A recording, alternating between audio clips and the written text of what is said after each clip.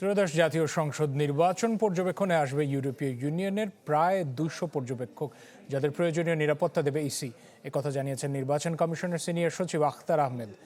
এদিকে ইসিতে গেল 2 দিনে মনোনয়ন ফর্ম সংগ্রহ করেছেন মাত্র 7 জন সম্ভাব্য প্রার্থী। ত্রয়োদশ সংসদ নির্বাচনের মনোনয়ন ফরম সংগ্রহ করছেন বিভিন্ন প্রার্থীরা।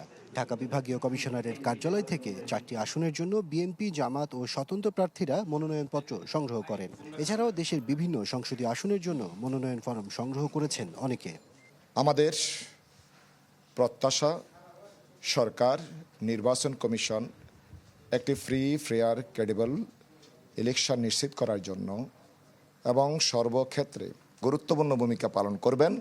আগামী নির্বাচনটা যেভাবে উপদেষ্টারা বলেছে, বিশেষ করে নতুন বাংলাদেশ গড়তে এলো জুলফিকার স্টিল।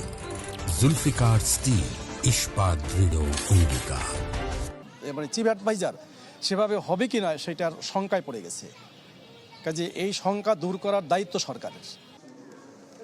এদিকে নির্বাচন সংক্রান্ত সমসাময়িক বিষয়ে প্রধান নির্বাচন কমিশনারের সাথে সাক্ষাৎ করেন বৈষম্য বিরোধী ছাত্র আন্দোলনের একটি প্রতিনিধি দল। বিগত নির্বাচনের দামি প্রার্থীরা যাতে আসন্ন নির্বাচনে অংশ নিতে না পারেন সেজন্য ইসিকে লিগ্যাল নোটিশ দেওয়া হয়েছে।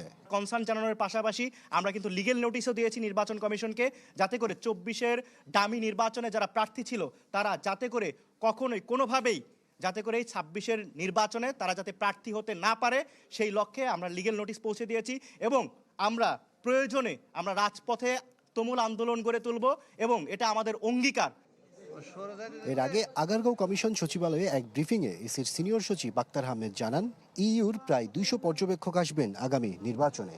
বিভিন্ন সময়ে over the period of time 175 থেকে 200 জনের মতন আসবেন, এটা আমাকে ধারণা দেওয়া হয়েছে। এখন কে আগে আসবেন, তাদের সংখ্যা কত, তাদের কি দেখবেন, তাদের সাথে পরবর্তীতে কেউ জয়েন করবেন কিনা এই সম্পর্কে কোনো প্রস্তাবনা এখনো পর্যন্ত জানি না।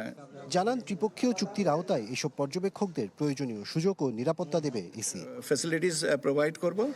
আশরাফুল আলম, আকাশ, চ্যানেল 24, ঢাকা।